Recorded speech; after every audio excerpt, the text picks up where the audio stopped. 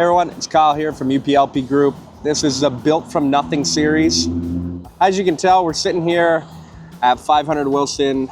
This is a park we're just completing here in North York. Everything's pretty well complete. Everything is pretty well complete. If the phone didn't ring, it would have been good. But yeah, the park is pretty well ready for opening. It's supposed to open tomorrow. Some final touches going on. There's a bit of a hiccup though.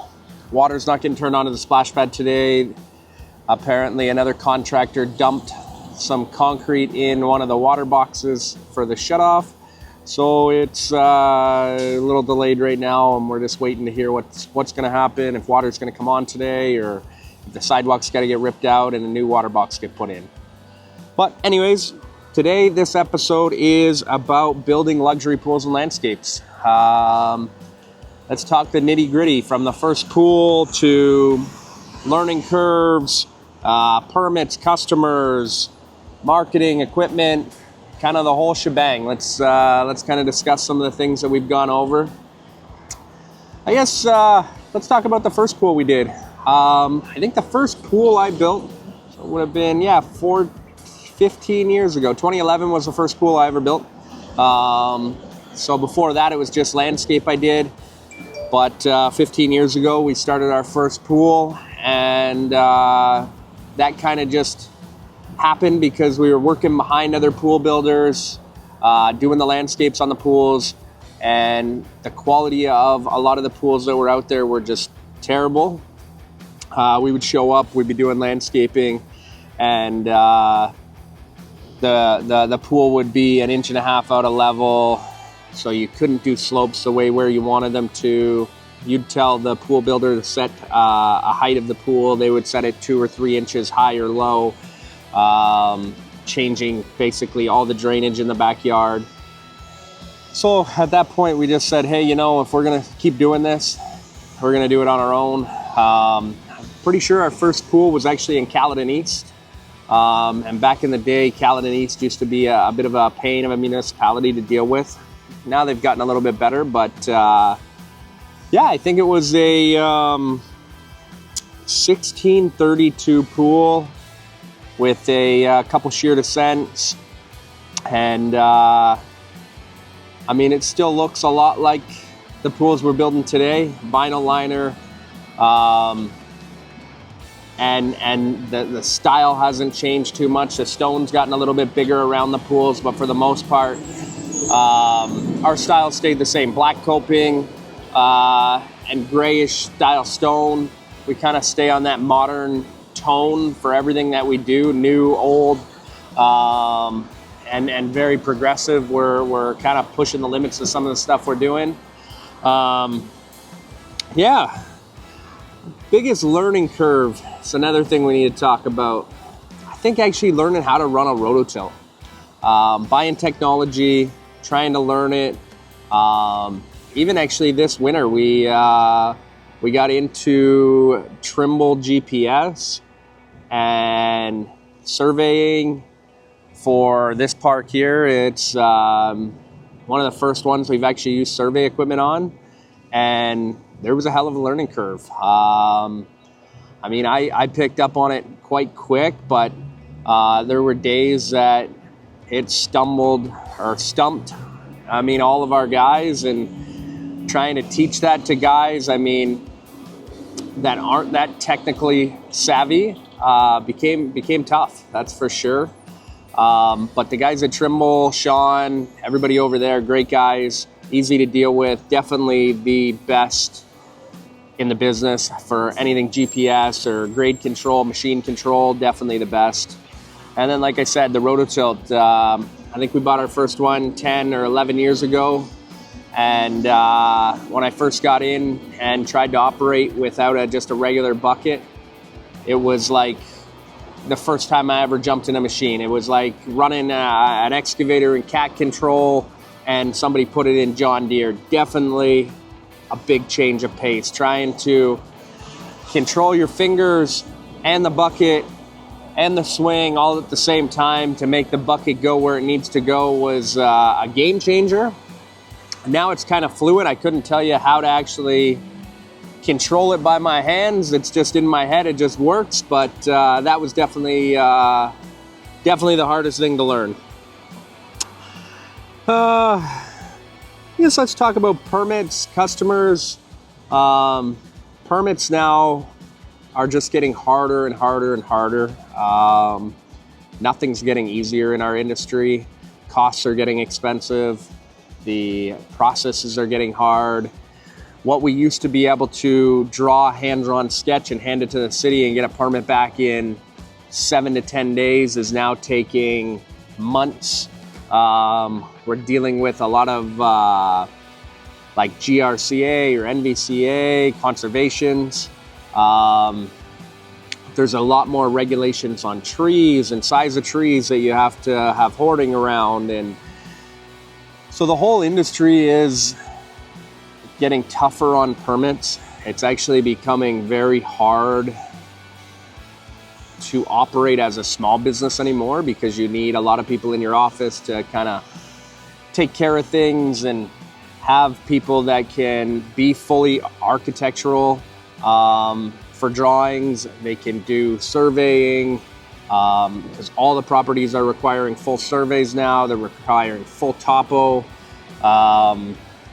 which again is it's a big expense. So I mean, you're getting a survey done on a property, you're $2,500. You need a topo, you're another $2,500. So there's $5,000 before the pool's even started. Where before we could just come out, quick measurements, and submit it. So there wasn't big expenses. Permit fees now have gone up into the thousands. Permit deposits have gone $5,000, $10,000. And now it's not just one permit you're getting now. You're getting a grading permit, you're getting a pool permit, a fence permit. So there's a lot of different stages, a lot of other people involved. Drawings have to be better, which is great for the guys on site because they know what's going on then, and it's a little bit cleaner, a little bit easier for them to work.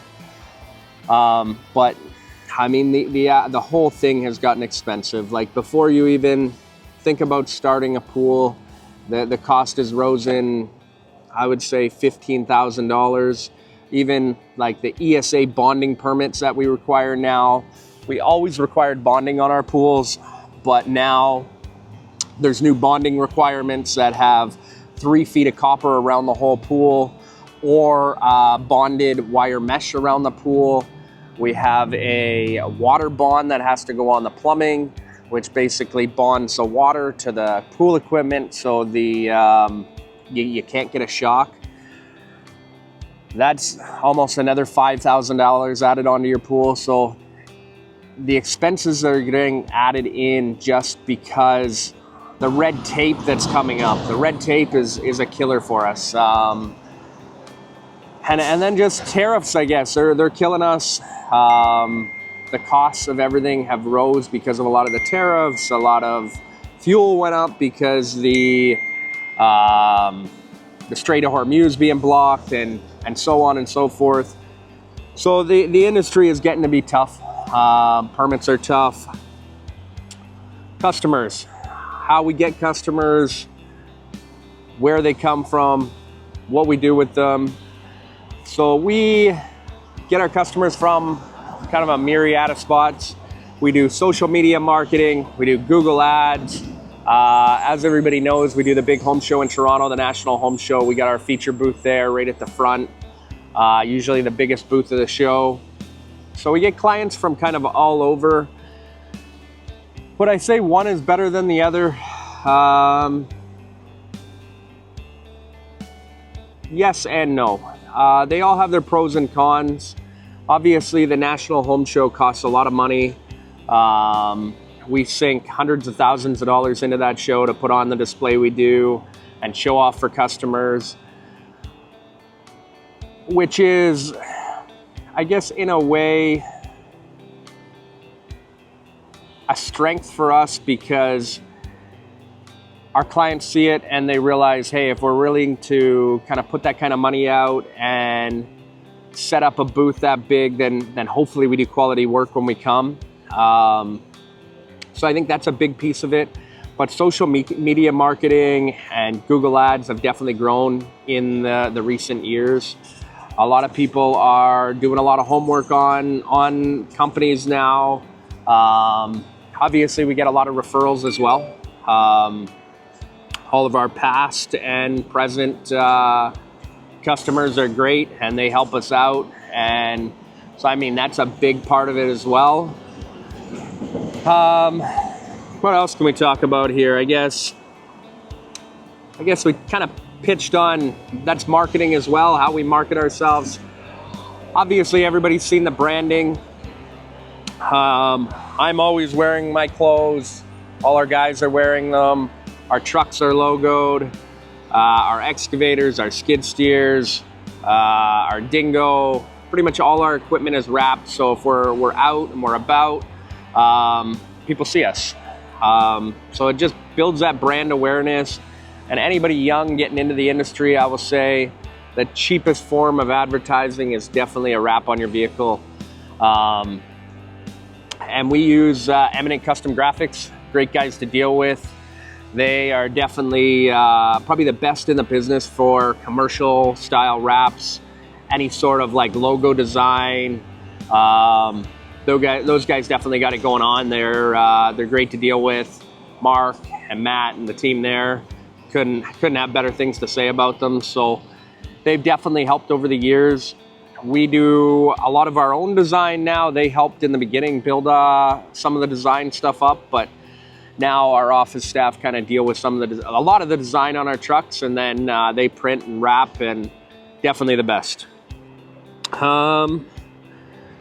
Yes, let's talk about some of the equipment purchases and what you need to operate a multi-million-dollar company here. Obviously, we have everything from a 1-ton excavator up to a 35-ton. We have dozers, multiple skid steers, loaders, big and small, dingos, and then all the hand tools, augers, breakers. What really goes into a lot of these backyards and these parks and all the stuff that goes into building these parks and building these landscapes is not just hands and feet and a smart brain. There's a lot of tools, there's a lot of equipment. As you can tell, all our equipment's CAT. CAT's been great to deal with. They integrate with Trimble, as I was talking about before. But for us, CAT just makes some of the best equipment in the industry. Great service, great quality, no real issues with them. But there's a lot that goes into it. Like, this park has been dug up and put back down 10 times to get everything done, because the first stage we came in, we stripped all the topsoil. Second stage, we stripped all the soil cells out. Once the soil cells were dug out, then the sewers and catch basins went in, so it was dug down and filled back in again. From there, it was dug out and filled back in again for all the curbs. And then from there, it was filled back in again and dug out for the interlock. So there's a lot of small things behind the scenes that it's not just, hey, one day the park appears and everything is here. There's a lot of behind the scenes that go on. There's a lot of days where projects look like they're at a standstill, but the most important pieces of the puzzles are getting put together. And having the right equipment and the right tools to be able to do that is the only way you can do it. We could not build these parks without Trimble. We could not build them without GPS. We could not build them without the technology that they have now. If you look around this park, there's curves and there's edges and there's elevations, and even just where the splash pad, or sorry, the rubber surfacing colors change, that is all GPS located, and we can set our GPS on there and it'll be to the 2 centimeters, within 2 centimeters of where we need to be, and that gives us everything. So Trying to measure this out with a tape measure or a string line, it would be almost impossible. So yeah, like the tools matter. Skid steers, excavators, as you can know, we've been running rototilts on our excavators for a long time. We have grade control on our excavators, so that basically gives us elevations of where our bucket is. We have automatics on our excavator, so I could put a 5-year-old kid in our excavator, and as long as we set the elevation to one height, they can pull a lever and scrape the ground, and they will never dig past where they need to go. Maybe they won't be the fastest at it, but they can still operate that machine. So technologies came a long ways, and the equipment keeps getting better. I guess the next thing we can talk about, why quality matters. So we've been in business, I don't know, 18, I think we're going on close to 20 years here now. And the biggest thing we pride ourselves on is quality and return service. So if I won't say that we've been perfect for 20 years, because obviously we haven't. There's been jobs that we've had issues with, and we've gone back and we've fixed them. But we always tell people it's the aftercare that you get that makes a business. That's your reputation. That's what the quality is. Because over the years, biggest thing, I mean, if you have a couple pieces of interlock that sink within a couple of years, we go back, we touch them up, we provide that aftercare. And that's the quality that really means something. There's a lot of companies that don't answer their phone. We answer our phone. If you have an issue, it's hello, hey, what can I do? And that's what our customers will tell you about us is we answer the phone, we solve the issues. If there is a problem, we're there. And I mean, that's all a business needs to do is answer your phone, do your job, and go home at the end of the day and enjoy your life. Because you know, it's hard if you don't answer your phone. We see companies all the time, they do work, something goes wrong, they don't answer the phone, and then it burns at people. It takes, or quality, I guess that's quality and reputation go hand in hand. If you do good work, you're gonna have a good reputation. To be honest, if you do bad work, but you answer your phone in the end, then you'll still have a good reputation. People just want to hear your voice. People don't want to be left in the dark. They hand you a deposit and then you don't answer the phone after they're there. Just answer your phone. Be honest with people. Stuff comes up. We're dealing with it right now. We have a lot of jobs on the go. We got 4. I think we're going to have 5 crews here going next week. And I will say we're delayed this year, but we talk it through with our clients. We tell them, hey, you know, yeah, your job was supposed to start this week, but we're pushed out a week because of rain, because clients adding stuff to their projects, and we don't like to leave a job once we start. So I'd rather be honest with our clients and say, hey, you know, I'd rather not come there for one day, dig up your backyard, make a mess, and then be gone for a week. Just be open, be honest. Don't always try to satisfy people with showing up, because that doesn't always satisfy. Most people are a lot more satisfied if you show up and complete the job and you call them and tell them, hey, you know, I'm a week out from starting. I know we were supposed to start today, but we're working to get to you. And then you show up the next week and you start and you get the job done. So I think that's it for today. Hopefully tomorrow we get this park wrapped up and the water splash pad gets turned on, and we have a great grand opening for the park. I hope the community loves it. I hope the community enjoys it. This is called Faywood Park, 530 Wilson Ave. If anybody wants to come out and check it out, see the work that we've done. It's kind of a reputation thing, so you can come check it out, take a look, and let us know what you think. And so yeah, this is the Started From Nothing series. I think this is week 3. There's lots more to come. Check it out. I think we're on YouTube, we're on Instagram, we're on Facebook. And I don't know if we're on TikTok, maybe LinkedIn. Check us out on all platforms. And yeah, I want to thank everybody that ever helps us. Like I said, I mentioned a few people in our thing here. And this week here, I definitely want to thank Trimble. I want to thank Eminent Custom Graphics. This park here, we worked with Urban Garden Design. Great guys to deal with. Alex, I want to thank him for being here, helping us out. And yeah, just everybody in the background. We appreciate everything everybody does. And thank you guys. Thank you for supporting us for all these years. And thanks for building me from nothing. Have a good day.